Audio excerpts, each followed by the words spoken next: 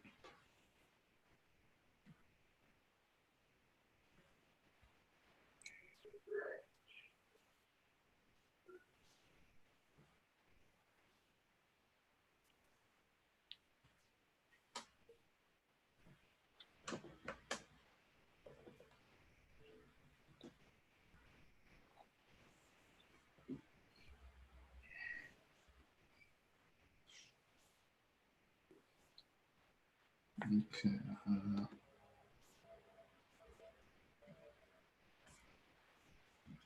All right. Let me just. Hey, Bill, how are you today? How's your week Ian, treating good afternoon. I'm doing well. I'm ready to go. you? How are Nice, you? nice. Good, good, good. So, as we have people come in, this is going out to YouTube, Twitter, Facebook, everywhere. Thank you for joining us on your special weekend for tokenmetrics and crypto conversations. We're going to recap the entire week. We have Bill on, our expert, who's going to cover TA for Bitcoin, altcoins, Atom, Cosmos, and more importantly, tell us whether alt season is coming or not, and which coins we're looking into. Then we'll also have a chance for you to answer your questions towards the end of this discussion. As you see today, we definitely have a brand new layout. We have a nice token metrics PowerPoint, and we're going to quickly just kind of cover token metrics and kind of the agenda for today. Let's get into it.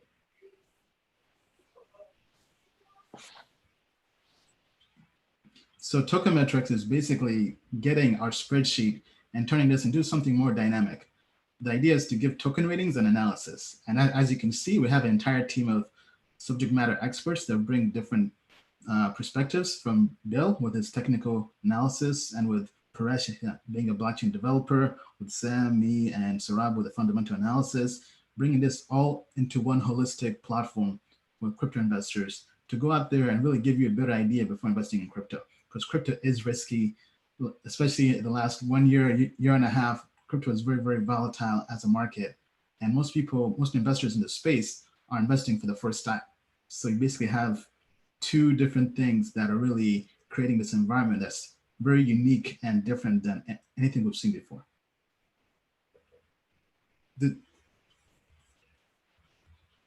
This is just a quick demo on the platform, Tokenmetrics. Be sure to sign up at tokenmetrics.com. Right now, we're in closed beta, but we have something very special launching probably at the end of this month or early next month. We'll be giving away special invites to people who are watching this live stream. So if you want to be invited for the closed beta, go to tokenmetrics.com and join the waitlist.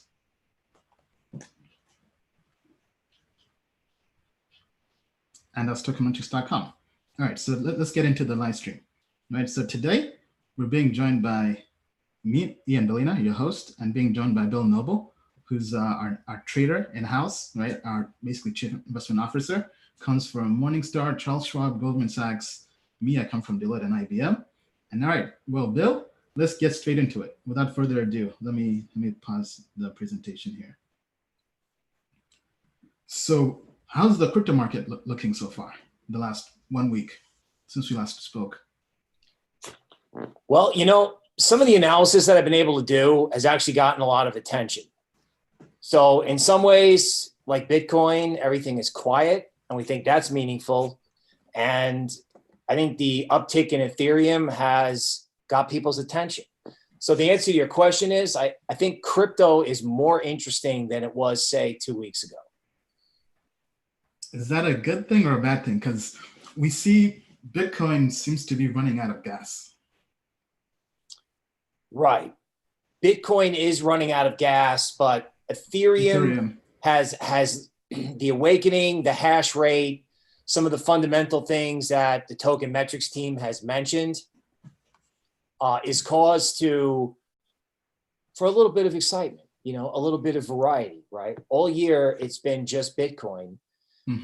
And I'm sticking with my theme that, big coins could do well, in the fourth quarter of this year. So everything we saw this week kind of validated that theme. And I'd be happy to go through it in detail with you. All right, sounds good. Yeah, so it seems like Bitcoin is passing the baton to Ethereum. Well, Ethereum is definitely taking over like technical leadership, right? Stocks have this, which sector, is it real estate or semiconductors? I think in crypto, Ethereum is taking over technical leadership. So if you can see my screen here, you see Ethereum broke this black line. If you see the mouse waving, that's the 200-day moving average. Okay. Why is that a big deal? Well, a lot of big traditional investing types look at 200-day moving averages, particularly in stocks. And we think Ethereum as an alternative currency, and let me say that one again, an alternative currency is going to be really important given some of the geopolitical factors that we have out there. A lot of what you hear in Ethereum is about the technology and problems that they've had there, but I look at it as alternative money. And when Ethereum broke its 200-day moving average, what we're seeing is that Ethereum is just sort of broke it and it came back and it's retesting it today. And if it holds around 208, 205, if it just sort of consolidates here, we think I think that's constructive. Right? So basically we're now at the moment of truth, right? It's testing support. Right. We are at a moment of truth where we differentiate between, hey, is this a bear market rally or if it's a breakout? The saying I like to use is, it's not a bull market unless you can buy a dip and make money, right? FOMO has not worked, especially in alts. We'll go through that. Never FOMO into crypto. Famous trader I know says, there's always a dip. So the question is, can we get a dip in Ethereum? Will it hold? And can you buy that dip and make money? And if so, well, it'll be all smiles next week. And if not, then we'll have to reevaluate. All right. So basically now we're just kind of waiting and right now the approach is to wait and see in terms of the next move. Right. It's time to wait and see. And I think in Ethereum, it's time to say, okay, on a dip, say, there's like a little flash crash to 200 or something like that. How much am I willing to commit on a dip, assuming that you would believe in something like a 500 price target or even a 320 price target, like right up here, right? That's 320 you can see up in this corner. So, it's time to say, how many chips do I want to push out there? Now, when it comes to wait and see, that's a perfect segue into Bitcoin. Okay. Yeah. So in Bitcoin, you're like, oh my God, this is so boring. I can't take it. Right. Is this ever going to wake up? All right. So let's talk about Bitcoin boredom and let's talk about what it's meant in the past. All right. So these green lines, they were invented by this old guy, one of the, famous technicians of the 20th century, John Bollinger. When the bands are wide, it means the market's volatile. When they're narrow, it means not much is happening. Okay. So one of the ways it works is when the width of the bands gets really low and it's kind of catchy in trading view, they actually have down here on the bottom, you can see with the mouse, they have something called Bollinger band width. Okay. Think of it as, how much volatility do we have? And as you can see, Bollinger band width, or, sort of our action index, has fallen to really low levels not seen since, February, April, and May, where Bitcoin got really quiet and then Bitcoin got really explosive. right? And I even keep Bitcoin charts by hand, and I notice that when all falls quiet in Bitcoin, all right, you have to be ready, right? Now, you don't have to bet the farm, but, you know, if you think it's going up, you know, you should probably have a bullish bet on. And if you think it's going to 7,000, you should have a bearish bet on. Because when it gets quiet, all right, and there's another twist, okay, we're in this triangle formation, right? And as you get towards the tip of the triangle, the closer you get to the apex, which is now at 10,200, the closer you get, the bigger the breakout usually is, up or down. So the title of our show is A Big Move Coming? I would say yes. Okay, I mean, unless we're just going to sit here at 10,000 for the rest of the year, and that doesn't make for a very interesting Sunday talk show, right? Not at all, right? One thing I've learned is nothing is dull in crypto. There's always something exciting happening, whether good or bad. That's right.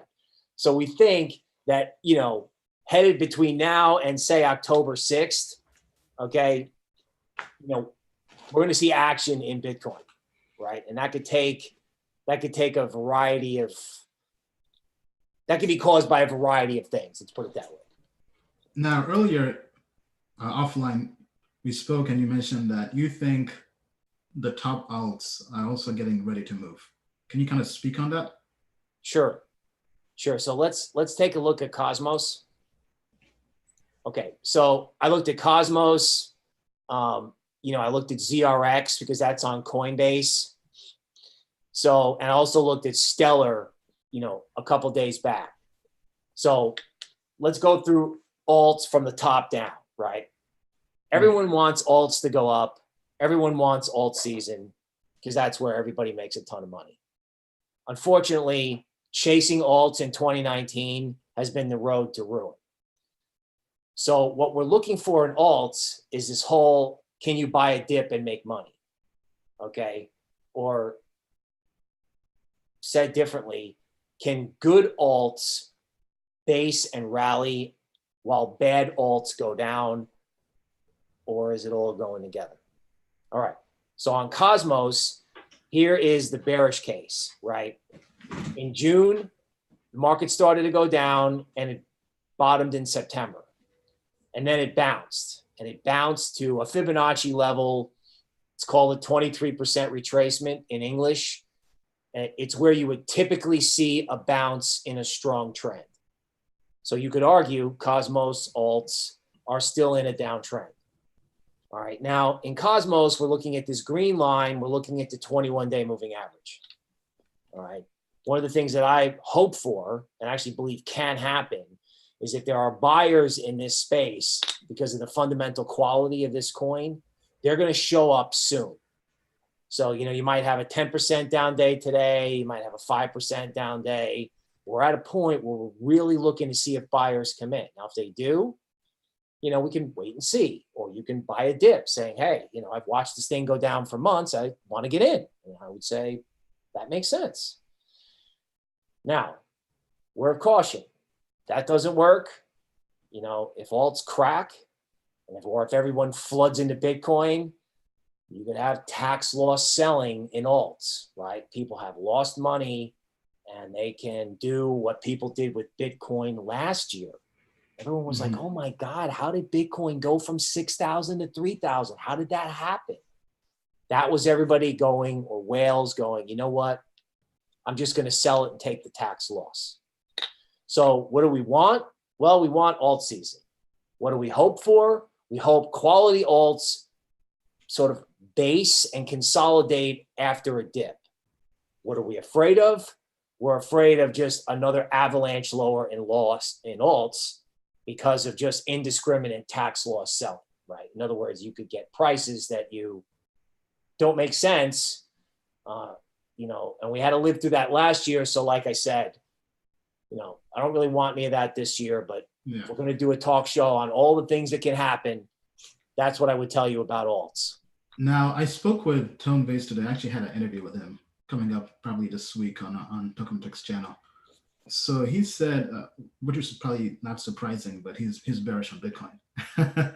And he said he thinks the move up from 3,000 to 14,000 and now around 10,000 were, happened because people were selling alts for Bitcoin. You said the Bitcoin dominance moved from 50% to 70%. Now, Right. what's your take on that? Okay. Well, I don't have that chart up, but one chart I did look at was Ethereum versus Bitcoin. Mm-hmm. Okay. So let me see if I can pull it up here. All right. And while I pull it up, here's one of the things that I've been telling people about this. Okay. When you look at Ethereum versus Bitcoin, obviously you've seen Ethereum do nothing but go down versus Bitcoin. Okay. But then all of a sudden, okay, it took off. Now, Bitcoin dominance may go down because other big coins, remember, like Ethereum, like Litecoin, like Bitcoin Cash, the big coins may drive Bitcoin dominance down. It may not be a complete alt season that drives it lower. Okay. So this is Ethereum versus Bitcoin on a weekly basis. Okay. And what I'm trying to draw on the screen, okay, is something that shows you that this is called Parabolic Sar. Oh, you should see the formula. What is that? What does that mean? Okay. So Parabolic SAR is, are we in a downtrend or are we reversing into an uptrend or vice versa, right? If anybody out there is really into charts, there's a guy named Tom DeMark who has a fancier version of this. But this helps you see when a trend is reversing and get some hints, right? So for example, up here, okay, the first signal, it signaled Ethereum was going to suffer versus Bitcoin, and that went on from April until September. Now what you can see is this week with the performance of Ethereum, that relationship has changed. And if you look at the amount of room that Ethereum has to move versus Bitcoin, okay, you could see Ethereum versus Bitcoin go from like 0.02 to 0.04, right? You could see Ethereum versus Bitcoin go back to where it was in November of last year. Yeah, basically doubling. Basically doubling. So, you know, we all know that Bitcoin can go down. We all know that a government could come out with a negative headline. We all know these things, right? The question is, can Bitcoin go up because Ethereum and Litecoin are actually pushing the whole market higher? And people go, wow, I really want these big coins, right? I call it big coin season, right? So when I look at this little plus mark here, you know, I'm bullish Ethereum, Bitcoin, and big coins until proven wrong. Because like, if you know, Bitcoin could go from 10,000 to 15,000, and Ethereum could go from 215 to 400. Yeah. Right? Okay.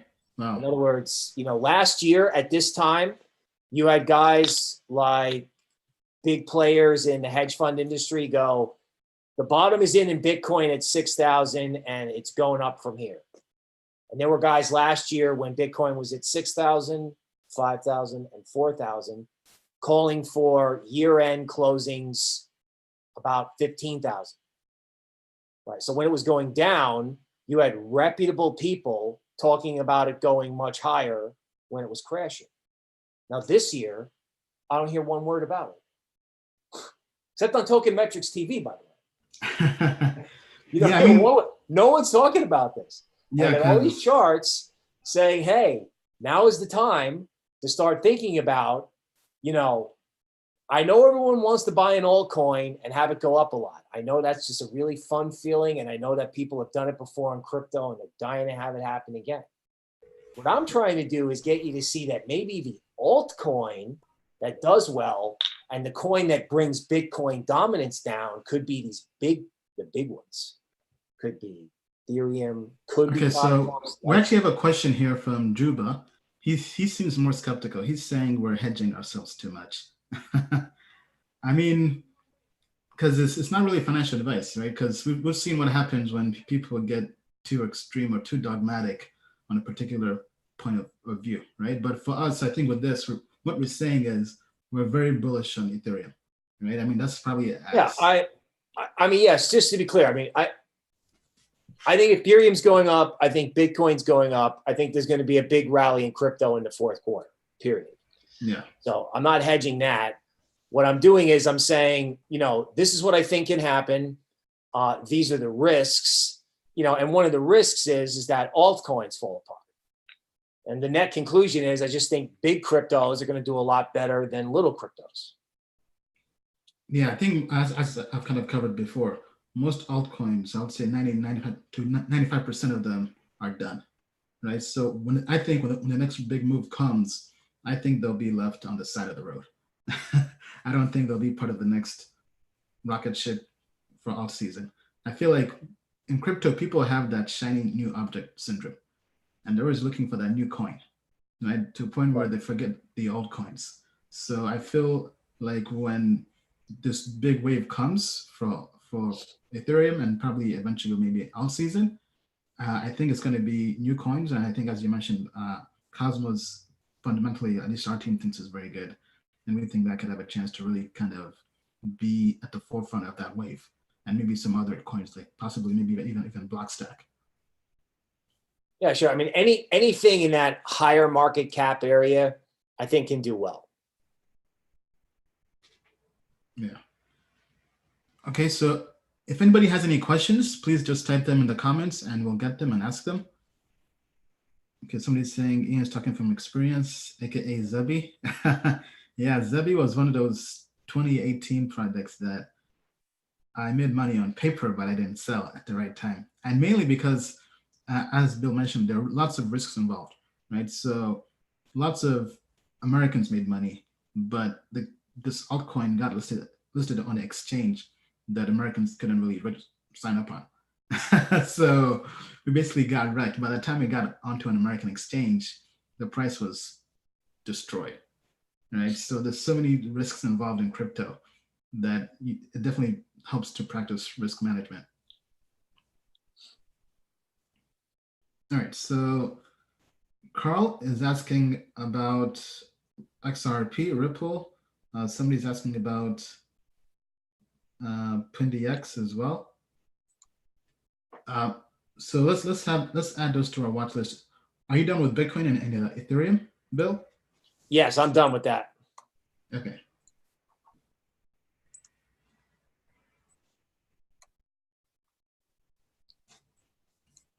Okay, so Ripple, talking about Ripple without offending anyone or hurting anybody's feelings can be difficult, right? Because people are really passionate about this. Again, it's like with all of these smaller coins, right? So what you're going to see on TradingView here is here's the big rally in Ripple, right? Every year, it seems like Ripple does a big September rally, right? So over here is September of 2018 to get this huge move up. Okay, this year, looks like so far, this is what we've got out of Ripple. That was the huge rally. Okay, not very exciting. I don't think this is terrible because I think there's still support down here, but Ripple's got to do something, right, to get a better chart picture, right? Like this black line is the 200-day moving average. The last rally, it looked like they were going to try to take it out, but here it fails badly. So, it's like, show me the money, right? Show me some positive price action and I'll get excited. Right now, it's just not there. It's not looking good for Ripple. Now, they also have competition because now all the banks, JP Morgan, Wells Fargo, they're all creating their own cryptocurrencies, right? This week, or last week rather. Wells Fargo announced launching their own cryptocurrencies for cross-border payments. So what is really the use case for Ripple at this point? I mean, yes, they had first mover advantage, but if all the Wall Street banks are just going to create their own cryptocurrency, that definitely does, I think, kind of encroach into their space. Right. I mean, there's a famous saying in business, little guy innovates, big guy wins. 20 years ago, 25 years ago, Netscape invented the browser, and then it was Explorer, then Safari, then Chrome, right? The little guy made it, and then the big guys perfected it. Ripple is probably more of a software and technology company in terms of like a payment system. But like you said, do you invest in this token? Not really. I'm sure the answer to that at the moment is no. Okay, so Irish Forever is saying, don't forget their partnership with MoneyGram. I think they purchased MoneyGram, if I recall correctly. I think they purchased that because they had a bunch of money. But yeah, I mean, Ripple definitely does have lots of money in the bank too. Yeah, I mean, Ripple Inc. has a value proposition. Okay, the question is hot money going to chase Ripple on the upside? Right, from a technical analysis point of view. Yeah, so seeing here, they invested $50 million into MoneyGram. This is from June this year. Yeah, so that's their partnership. They definitely do have lots of money to make all the partnerships and deals they need. All right, now, if I can, the good news about Ripple is that unlike other altcoins, it's not falling apart. It's just trading in a range, right? It's at the lower end of the range, but it's not falling apart. So, it's not exciting, but it's not a disaster. It's like neutral. Yeah. Okay, so here we have a question in terms of portfolio allocation. So they're mentioning some altcoins here, but I think let's just kind of speak in terms of how would you allocate money in crypto if you're building a crypto portfolio? Okay, so that's a great question. Okay, so if you have an altcoin that you're absolutely in love with and the price action's decent, I would say that altcoin should be no more than 5 to 10% of your portfolio. And even to get to 10%, you better really love it between now and the end of the year. If the whole tax loss selling thing doesn't materialize, then in January, you can increase it to 15 to 20% for a alt or preferably a group of alts. Okay. I think 3/4 of your money has got to be Bitcoin, Ethereum, and maybe Litecoin until further notice, especially out until the end of the year.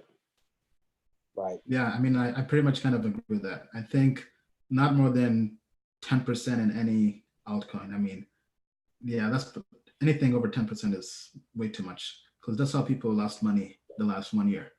Then in terms of Bitcoin, yeah, Bitcoin is king. I mean, actually, I'd add Tether in there because I have been kind of bearish the last few months in crypto, but now I'm seeing Ethereum is kind of beginning to move, right? So I'll definitely have some money in Ethereum, in ETH. I think ETH is definitely ready to bounce. Right. So I mean, I think for portfolio allocation, you stick with the big stuff, and if you want to play in alts, in trading and investing, doing nothing is a choice. It is an action. You can keep your powder dry for what you think is going to be the next big move in alts, which could be 3-4 months away. So you can still be invested, but you want to have some capital on the sidelines. So if it does crack the way Bitcoin cracked last year, you can get involved in December and be like, oh, wow, look at these great prices. I just got my favorite altcoin. Right.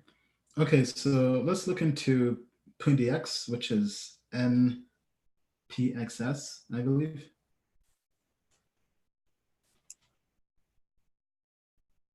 Yeah, PundiX and Bitcoin, maybe. Oh man, that does not look good.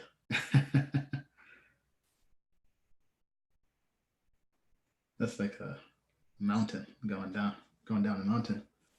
Right. So with things like this, I mean, let me see if I can change this moving average. Okay, bear with me. Okay. So, you know, what I noticed with this is, you know, on the way down, it just keeps following the 21-day moving average down. That's the green line. Okay. You know, you need to see something in this with volume like people really want to buy it, right? This chart, the way these candles look, this looks like a penny stock. That's just not doing much. So, you know, I'd want to see at least one decent volume up day before I got excited. Yeah, I mean, it's not really moving at all. It's actually, it is moving, but down. And that's very unfortunate, because that was one of the biggest wins we had last year in terms of investments. But I mean, like most altcoins, it's been decimated.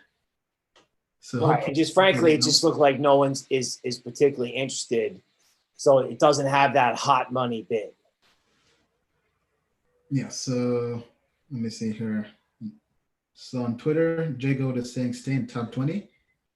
I mean, I think top 20 is maybe even a stretch, right? I think, as Bill mentioned, I think right now the only thing that looks good in terms of what we're bullish on, I think, is Ethereum at the moment, and maybe a few others. But me personally, yeah, I mean, you know, I don't think I want to do Bitcoin SV, right? You know, Stellar might be okay. You know, but even some now, from a TA perspective or from just pure fundamentals? Just no, not from a TA perspective necessarily. Okay.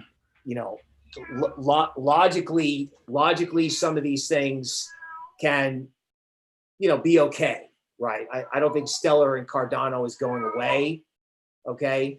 But I think it's not top 20. I think it's top 5, right? Yeah. So, you know, it might not be Ripple, and it may not even be EOS. It might be Binance Coin. Okay.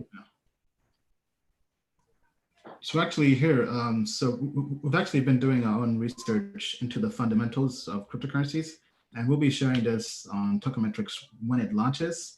So be sure to sign up for the waitlist at tokemetrics.com. Actually, Bill, here, let me just share my screen for a minute to show people this spreadsheet. Okay, all right. So right now we've gone through and we've rated the top 50 at the moment. Obviously, this is just our opinion, right? But we've gone through, and this is just purely on the fundamentals. And we have different data points, such as the consensus mechanism, the security, the scarcity, their mindshare, the team, liquidity, which is crucial for crypto, the development of the project, authenticity, the need, the marketing, all these different data points. And for us, if we have to go through here and rank these, let me rank these based on, let me sort. So to us, the top projects from a purely fundamental perspective, not TA, not technology, just pure fundamentals. Bitcoin, obviously, Zcash, Ethereum, BAT, Holochain. I know lots of people like that one. It has a huge community. 0x, which is one we covered this week, I believe. Yes, we did. Monero, Cosmos, Atom is in there. Chainlink, Dash, VeChain, Augur, Neo, Binance. And I would probably stop there. So I would not personally touch anything from 80 and below. Now, this is purely just on fundamentals, right? In terms of, but I think one thing I've learned personally from investing in crypto and making money and also losing money, I think you learn a lot more from the money you lose. I think you can't just take purely a fundamental approach. You also have to factor in the TA. You also have to factor in the technology, right? So if we look at the technology scores here, so the top projects we have, let me let me sort this real quick.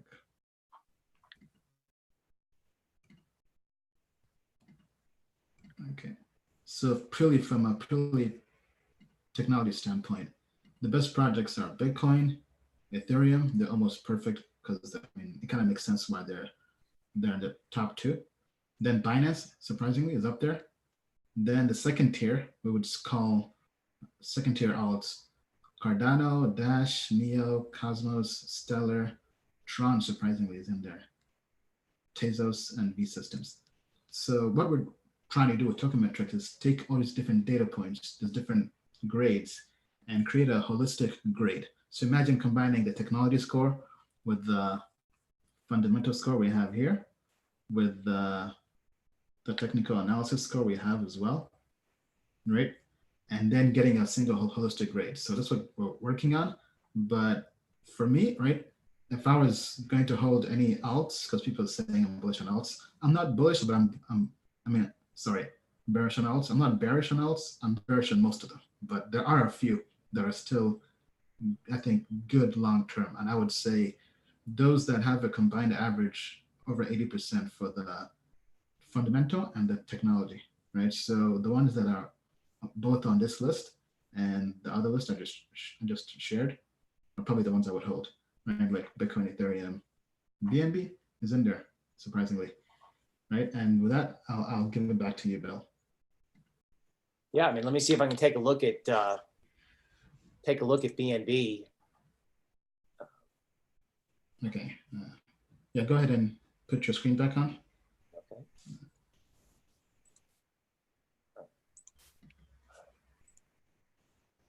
Let's take a look at BNB and see what we get. I'm going to look at it versus the dollar.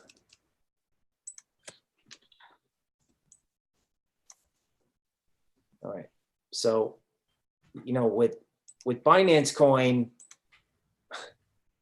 what the good news is sort of the Bollinger Band width is crashing. So Binance Coin hasn't been doing much for long enough to make it interesting.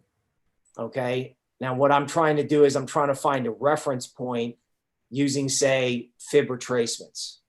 Okay. So, this was like down here, it's like, what's Binance Coin? I don't know what that is. And this up here is like, oh my God, I have to buy Binance Coin for my grandma, right? So after that happens, you usually get like a sideways correction. Let me see if I can draw it for you right here, right? So this looks like A, B, C. Okay, so you'll have a trend, and then you'll have, it's called the zigzag, maybe in an old-fashioned chart book. Elliott Wave guys call it ABC. The bottom line is, somewhere probably maybe at 20 or just under 20, Binance Coin is worth getting involved in, right? You just showed it on your spreadsheet. I looked at that and I'm like, well, if that's the number 3 choice, let's go, right? the next, the next big thing will be probably a bigger coin like Binance Coin. So, if somebody said, I want to take a shot at being long Binance Coin around 20, I would say, that's a great idea. Try it. Because somebody used to tell me, famous trader, you got to earn the right to take risk. Okay, that usually means like if you say, okay, I think Binance Coin is going to hold at 20. And you buy some at 20 and it goes to 22. That's that whole thing where you bought a dip, you made money, and then you can take that money that you've made and invest it in a bigger position, earning the right to take risk. So as you make more money, your appetite for risk increases. That's right. Right. And we're waiting. We're optimistic here for Binance Coin, but we're waiting to see a bounce off a big level like 20, right? There's this area here where Binance Coin took off from, right? That's between here and 19, right? So that might be a place where you would expect it to stop. Okay, right in this area. Okay, so this is what? This is the 4th leg of the retracement? Well, what I'm third? thinking is this is the last leg. So Oh, it the normally last leg, has a okay. first part, that's A, a second part, B, B, and a third part is C, C. right? So, if this read is right, Binance coin should find its footing near 20 or just under 20. Because we know how things work in crypto, right? If 20 is the level, it'll go to 19 to scare everybody and then come back. All right. So we have from Irish Forever. He's saying, this is a dope Sunday podcast or video. Thank you guys. Yeah, we thank you so much. We appreciate it. If you guys liked us, definitely make sure you subscribe, thumbs up, like, share with your friends. Okay. Right. Yeah. Let me give our audience a shout out. We know your time is valuable, and we know there's a lot of noise in crypto. So we're trying to deliver the best product we can. But I personally appreciate anybody out there who's taking the time to tune in. And even my appreciation goes out to Ian for having me on the show. Always, of course. Okay, so let's go to a different altcoin here. Let's see. Actually, somebody's asking about currencies, about the dollar. Okay. So they did cut rates again last week. What's your take on that? All right. So let's inching closer and closer to the big recession, it looks like, or to the dollar crashing. Let's talk about the dollar, okay? Because they're talking about the dollar in the media. All right. Now, all right. So everybody thinks the dollar should go down. But the funny thing is, it isn't. Right? It keeps hanging out up here, right? This is the dollar index versus big currencies. Now, why is the dollar staying strong? Well, I'll give you two simple reasons. One, when you have events like Saudi Arabia, people get scared. The dollar is actually a safe haven when people get really upset. Okay. The second reason the dollar may be staying strong is because the European Central Bank is just printing the dollar's biggest counterpart, the euro, indiscriminately to maintain economic growth in Europe and government solvency. So, foreign exchange is like a teeter-totter, if you could see me, right? Euro lower, dollar higher. All right. So the dollar is stubbornly higher is the bottom line. Now, what can change that is what this person may be asking. In a nutshell, the Trump administration and the Treasury have got the ability and the wherewithal to do something before the election to force the dollar lower. Okay. I read something that was in Barron's that was turned around and punched in, put up on LinkedIn from Exante data. Okay. It's a survey that says 34% of big foreign exchange participants expect the U.S. administration, not the Fed. The Fed's not ready for it. The U.S. administration to try to do something to force the dollar lower, okay, to try to win the trade war and boost our economy. Now, Exante is pointing out that they think there won't be a dollar intervention because of how much volatility that would create in the currency market. Well, folks, we're in crypto and we all eat volatility for breakfast, lunch, and dinner. So bring it on, right? Honestly. Yeah. So the dollar is too strong, and the president of the United States may decide to take action to weaken it because you can like him or not like him, but he doesn't like to look bad. So we think that this eventually benefits crypto enormously because any hint of this would be something that could make Bitcoin go up a lot. Right. And my final note is, one of the president's advisors says, the last time they talked about it, they decided not to do this. And what Exante pointed out was the fact that they even talked about doing it is a big deal.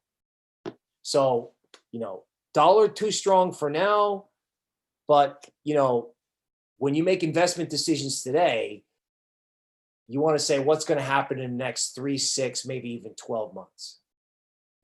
somewhere in there, someone's going to try to push down the dollar. So it's not an end of the world apocalyptic dollar decline. It's somebody trying to literally force it down, and that would be the U.S. administration. So that would be my answer to that question. Yeah, I mean, because I hear so many people saying the dollar is going to decline or crash, but I think they're going to prop it up for as long as they can. I think it's going to take a lot longer than people think, right? Because, I mean, Trump himself said he's not pro-crypto, right? So I think they're going to do whatever they can to keep printing more money. I mean, and I'm not sure what's going to happen, but I know it's definitely good for crypto. Right. You know what? Well said. I mean, it's like almost no matter what they do, there's something out there called MMT, modern monetary theory. Okay. That, younger generations like Generation X and Generation Y, millennials and Generation X are really into. Okay. The political left is very into it. Basically, what it means is you print all the money you could possibly need for anything, government programs, rent subsidies, universal basic income, and then you try to offset the inflation by taxing the rich. Okay. How many people are going to buy Bitcoin if that becomes a 2020 presidential election topic? I mean, I think it could be, right? Because not to get into politics much, right? But Andrew Yang is one of the few pro-crypto candidates, and he's being backed by Silicon Valley and Elon Musk and some people in crypto. I know he was at Consensus this year, right? So it seems like he's really garnering some traction. I mean, I don't really believe in everything he says, especially the taxes part, right? But I think if we can get politicians who are pro-crypto, that's huge. That's as huge of a win we can have. Right. I mean, if you're in crypto, I mean, you'd love to have a pro-crypto president, or sort of fortunately and unfortunately, you'd have to have what they call in economics policy error, right? Too much money printing, or, a forced dollar devaluation that goes wrong. It's almost like whether the right wins or the left wins, the political landscape, I think, favors crypto, right? Unless they come out and say it's just flat out illegal, any other outcome based on, scenarios that are being talked about, right? This is not stuff we're making up. Some stuff's on major blogs this morning, MMT in particular. So, the political landscape favors crypto. We all know that there's FUD. Can you speak more about MMT? Somebody's commenting about it. Okay.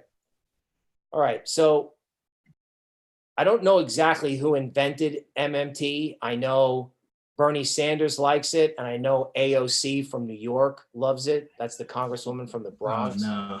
I know. I grew up in Jersey, and she came out of nowhere. She loves this stuff.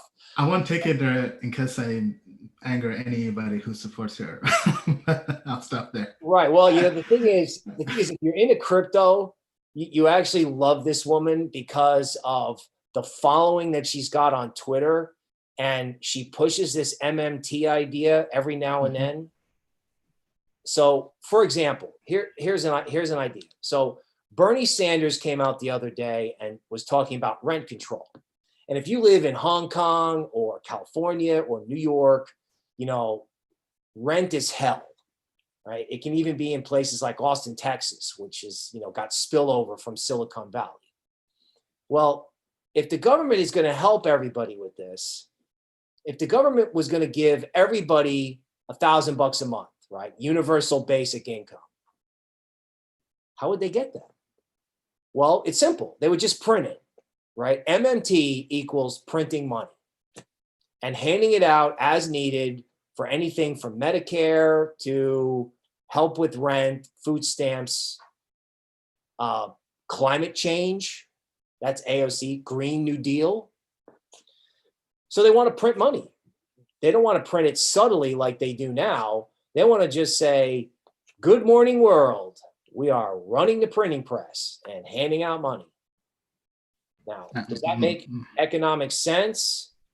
No way. No. However, again, it's on Major Blog this morning. Generational conflict is probably going to be a big theme for the 2020 election, right? Something like 40% of the electorate is millennials and Generation X. These are like young people who have had a hard time post 2008, and they're open to these ideas, and they make up a large chunk of people who vote. So I want to be neutral about these things. Yeah, I mean, I feel like our AOC, what's the name again? Cortez, Alexandria Ocasio-Cortez. Right. Yeah, so I feel like she's the Democrats' response to Trump, right? Somebody who can leverage social media to rile up a bunch of people to support them, right? And being very polarizing, right? It's definitely a winning strategy in social media, for sure, right? But it also pisses off lots of people, right? So, but I know for sure she's going to run for president once she's over 35. I can already see that coming a mile away. Right, and then there's something to consider. It's sort of an old-fashioned Wall Street term. It's called tape risk. In other words, what's on the tape and who's on the tape or who's on Twitter as the election approaches, right? So once they finally get a candidate to stand up against Trump, somebody might actually talk MMT. Okay, so that brings up a good question. How does Wall Street trade political risk? Or like for example, Trump, right? Trump is known for tweeting about a stock and it goes up or down in a day, right? How does Wall Street, or how do traders trade that? How do you factor that in? All right. Well, when it came to Trump, I was in a small camp that actually thought he was going to get elected. But I couldn't get anybody's attention to that as an analyst at the time. So a lot of time, Wall Street ignores unusual things until they actually happen. Now, in terms of what's on Trump's Twitter, the answer to your question is you can't manage that. I can remember seeing a tweet from James Cramer saying the guy wakes up in the middle of the night and the first thing he does is check Trump's Twitter feed. This is back when Trump was really Yeah. So all you can do is stay tuned on Twitter and keep your position small enough. There's no way to take these things into account except to know, like, for example, Trump might not like crypto because of Libra. He might not like Bitcoin because it's used by Chinese opioid producers, right? However, I don't think they want to make the Bitcoin community upset. I remember Trump administration officials saying they liked Bitcoin when they were mad at the Federal Reserve for not lowering interest rates enough. Seriously. Chief of staff came out and said, you know what? We need Bitcoin. We're sick of the Fed. So okay. We just have to know what the range of outcomes are, and we have to know what the left thinks, and we have to know what MMT is, because the day anybody starts to take those candidates, the Elizabeth Warrens, Bernie Sanders, if AOC gets behind these people with her Twitter feed, you just have to know who they are, what they think, and what are the theories. And you have to know it's pro-crypto, and hopefully have that sort of buy and hold mentality where, if Ethereum, dips a little bit, or if Bitcoin sits still at 10,000, we don't all go, oh my God, forget this. I'm not doing it. I'm so bored. I'm out. No, don't do that. Right? These things are out there. You just need to know what they are so that when they hit the tape, if they start to affect the market, then you can invest and trade accordingly. Okay. So somebody's asking, there's actually, I guess it's a comment. They're saying they think Backed is going to dump the market. He's claiming Crypto Stanley is saying, my algo is predicting big Backed dump with 80% accuracy. Okay. I mean, that's interesting. Would definitely like to have more info on your algo. But what's your take on the Backed launch? Do you think that's going to cause the market to go up or down? I mean, I think Backed allows smaller hedge funds to actually get involved in Bitcoin. Okay. Instead of, giant players, I think, are using the Bitcoin futures contract.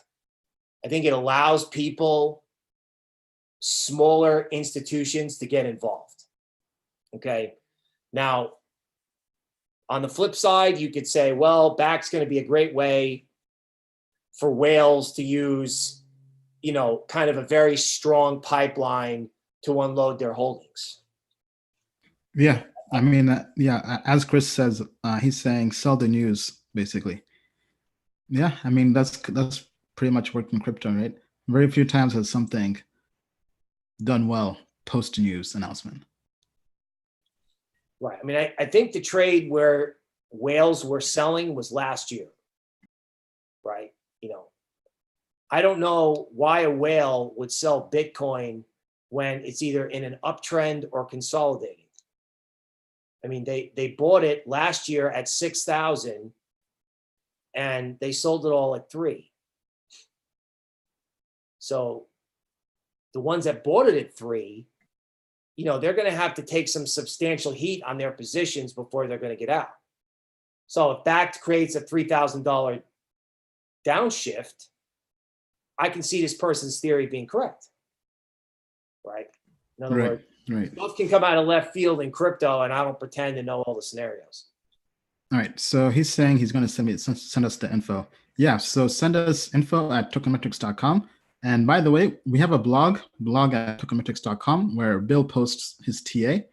He's been posting 3 times a day, Monday through Friday, right? So from Bitcoin to Ethereum to altcoins.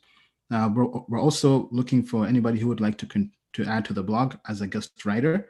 So definitely email us, info@tokenmetrics.com, if you have any content, whether it's, as Crypto Stanley is saying, his model that is predicting what's going to happen on BACT, or anything like that. Anybody who's an analyst who can create great content, be sure to email us. All right. Ian is back. Keep coming with the fire. Thank you, Irish. What are we buying now? Me personally, I'm not buying anything, right? But based on the last week or so, if I were to buy something, me personally, it probably would be Ethereum, as Bill has just kind of shown us, right? It's kind of turning around. Now, how about you, Bill? Yeah, I mean, I think it's Ethereum, and then I think they're going to spin the wheel in Bitcoin. I would prefer to buy Bitcoin if I saw it jump up above 10,400. I think that's the best way to do that. But I want to have a small Bitcoin position, right? I want to have like a core long, right? Because I think there's a bigger risk that it spikes to 15 than it goes to 7. Because we all know what happens when it goes up, right? It's like people will be like, oh, I'll buy it later, or I'll buy it on a dip, and then it's gone. And then they're like, oh, well, I can't buy it. It's too high, right? So that's why I think you got to have some now. Yeah. All right. Well, we're at the top of the hour. Any last words, Bill, before we wrap up the show? Ian, it's always been a pleasure. Manage your risk well, think clearly, and stay with Token Metrics for the latest. All right. Thank you, Bill. Yeah. And thank you, everybody, for watching the show.